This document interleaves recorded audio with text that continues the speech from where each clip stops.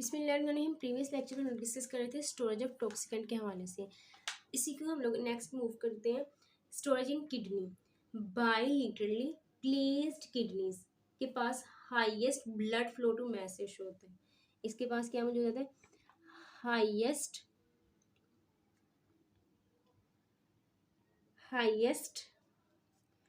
Blood flow to mass ratio मौजूद है। इसके पास क्या मौजूद है? Highest blood flow to mass ratio मौजूद है। क्लियर है जी?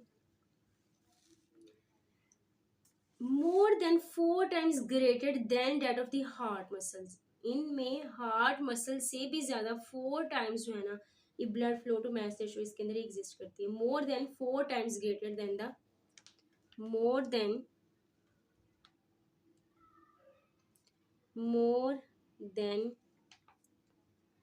4 टाइम्स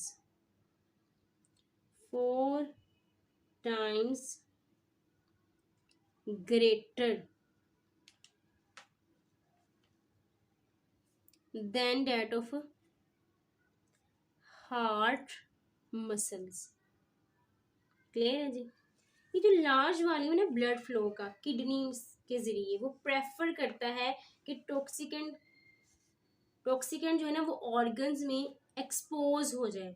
किडनीज में जो स्टोरेज है बेसिकली इसमें जो है ना वो कन्फाइंड मिनरल मैट्रिक्स नहीं है जैसे कि बोन वगैरह में मौजूद है। तो इसमें जो है ना स्लो टर्न ओवर रेट होता है। अब सॉफ्ट टिश्यू जो है ना जिनका ताल्लुक नेफ्रॉन के साथ है वो एक्सपोज है टॉक्सिकेंट के साथ या फिर मेटाबोलाइट के साथ। क्लियर है? Soft tissues in the kidneys that are associated with the nephron is exposed to the toxicant and its metabolites that are related to the storage in kidney। Clear है? Next हम लोग बात करते हैं storage इन fat के हवाले से।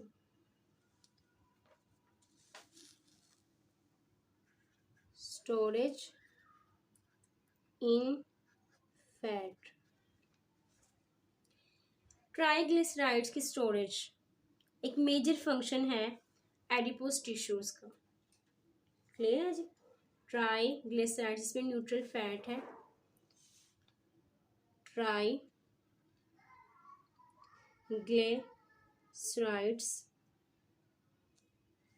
ये क्या है? मेजर फंक्शन है एडिपोज टिश्यूज का। Subcutaneous adipose tissues subcutaneous adipose tissues एक साइट है जहां पर न्यूट्रल फैट जो है ना half of all the store neutral fat जो है ना वो बॉडी में एग्जिस्ट करती है। सबक्यूटेनियस एडिपोज टिश्यूज एक ऐसी प्लेस है जहां पर बॉडी की स्टोर्ड न्यूट्रल फैट का हाफ जो है ना एग्जिस्ट करता है। क्लियर है? एडिशनल फैट जो है ना वो भी मौजूद होती है किडनीज में। ये है about half neutral fat of the body. Fat of body.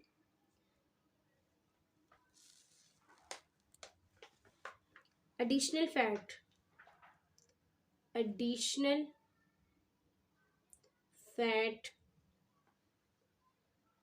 कहाँ कहाँ पाई जाती है?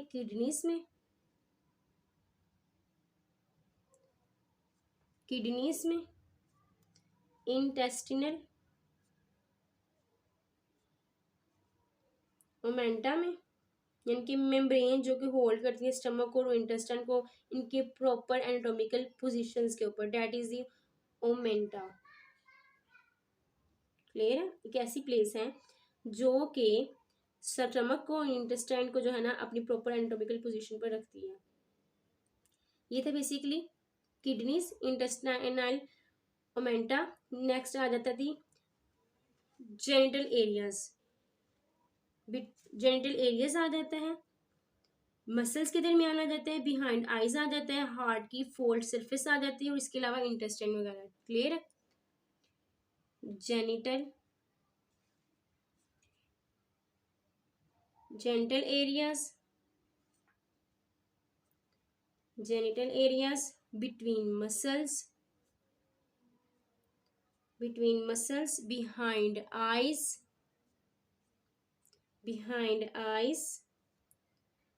infold on the surface of the heart,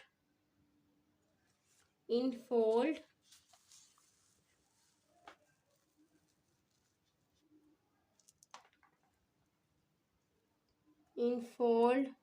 of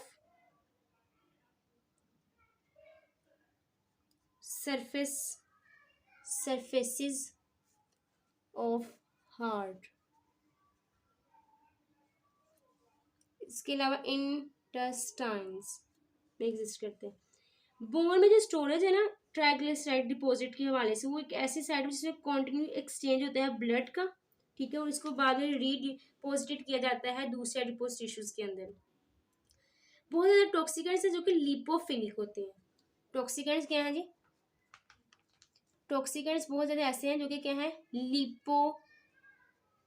lipophilic है, और ये जो है ना रेडली पेनिट्रेट कर जाते हैं, दाखिल हो जाते हैं सेल मेम्ब्रेन्स के अंदर, और इस तरह से जो है ना कंसंट्रेटेड हो जाते हैं एडिपोज टिश्यूज के अंदर। क्लियर है? आसानी से क्या हो जाते हैं, कंसंट्रेट हो जाते हैं एडिपोज टिश्यूज में। क्लियर है? स्टोरेज का जो नतीजा होता है उसमें जो है टॉक्सिकेंट जो है ना वो फिजिकल डिसोल्यूशन करते हैं न्यूट्रल फैट के अंदर। स्टोरेज किस वजह से हो जाती है? Storage results. जब टॉक्सिकेंट्स जो हैं फिजिकल डिसोल्यूशन करते हैं, किसमें फिजिकल डिसोल्यूशन करते हैं? न्यूट्रल फैट के अंदर, न्यूट्रल फैट में करते हैं। और ये न्यूट्रल फैट कहाँ पाई जाती है? It exist in the adipose tissues. Clear है जी? वन डिपॉजिट, जैसे ही डिपोजिशन हो जाती है टॉक्सिकेंट रिलीज हो जाता है। जैसे ही डेपोजिशन हो जाती है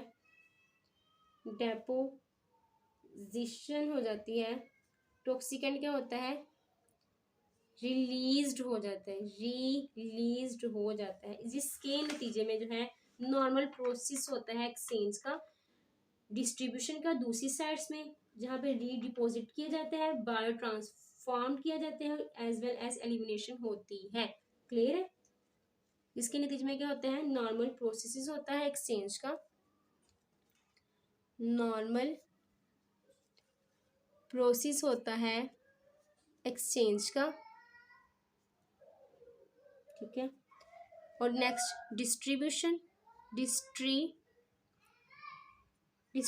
भी हो जाती है दूसरे साइड बॉडी के रीडिपोजिट के लिए, बायो ट्रांसफॉर्म भी किया जाता है, या फिर एलिमिनेशन भी हो सकती है, एलिमिनेशन भी होती है। क्लियर है जी? यह था storage in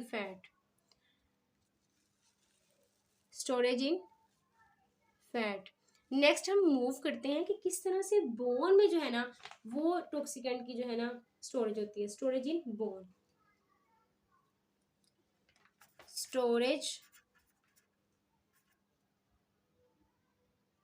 storage in bone. Bone जो है ना वो कंपोज है प्रोटीन से। कंपोजिशन देखते हैं जी बोन की, कंपोजिशन ऑफ बोन, कंपोजिशन देखते हैं बोन की। बोन किससे मिलके बनी हुई है? ये कंपोज्ड है प्रोटीन से। ये किससे कंपोज्ड है?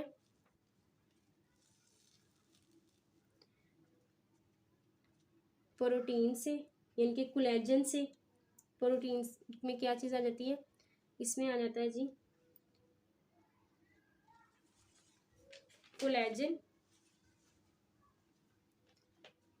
कोलेजन आ जाता है,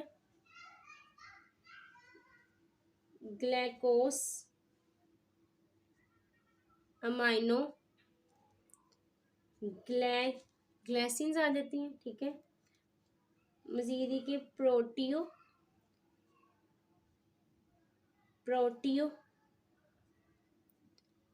ग्लाइसिन आ जाती है।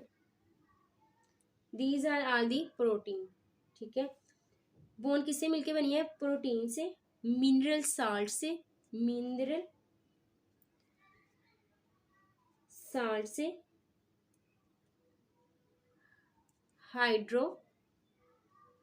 हाइड्रोक्सी एपिटाइट,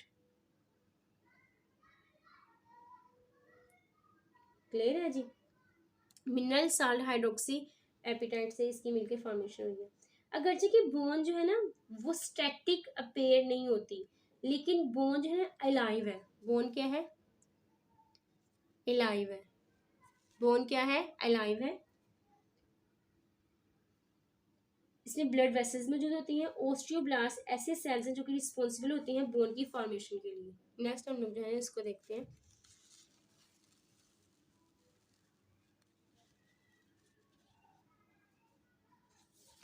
नेक्स्ट हम लोग किसकी बात करते हैं जी? ओस्टियोब्लास्ट।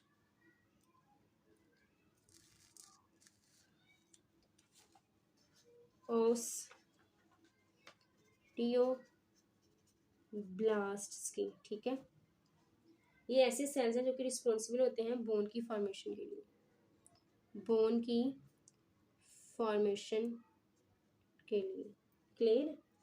उसके बाद आ जाती है ओस्टियोक्लास्ट।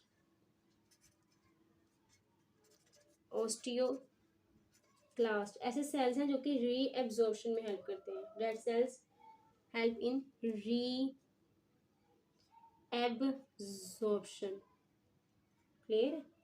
जैसे जब बोन की फॉर्मेशन होती है ना तो ओस्टियोब्लास्ट जो है ना वो प्रोड्यूस करते हैं। ओस्टियोब्लास्ट ने प्रोड्यूस करना होता है एक्स्ट्रा सेलुलर प्रोटीन्स, और जिसकी वजह से जो है ना केमिकल मूवमेंट होती है जो कि फेवर होती है नेचुरल और बायोजेनिक प्रेसिपिटेशन के लिए। किसकी बायोजेनिक प्रेसिपिटेशन के लिए? हाइड्रोक्सी एपिटाइट की बायोजेनिक प्रेसिपिटेशन के लिए। During bone formation, bone formation के नतीजे में क्या होता है जी? ओस्टियोब्लास्ट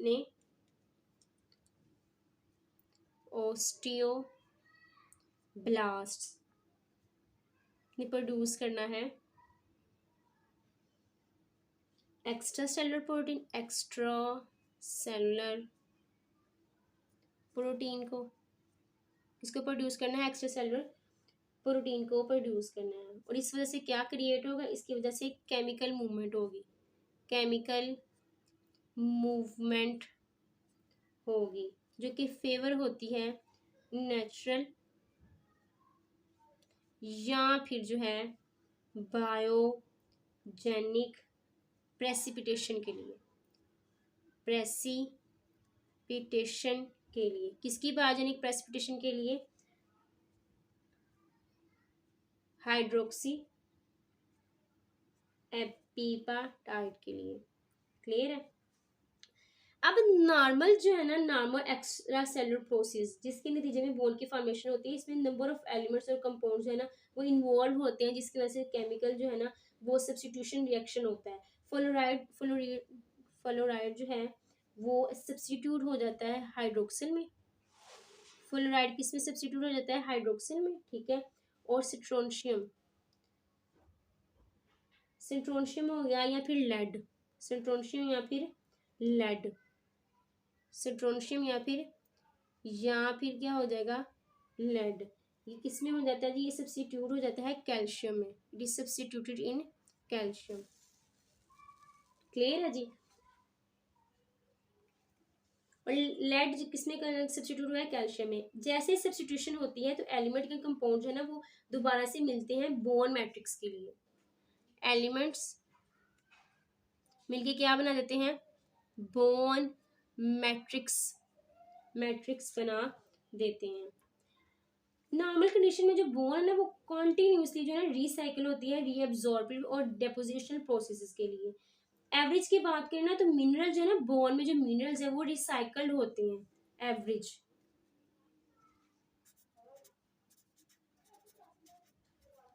एवरेज की बात करें तो मिनरल्स जो है ना बोन के अंदर वो रिसाइकल होते हैं। मिनरल्स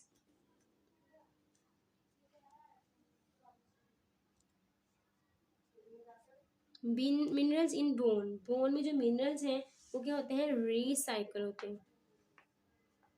रिसाइकल होते हैं हर एवरी 6 7 to 10 years के बाद।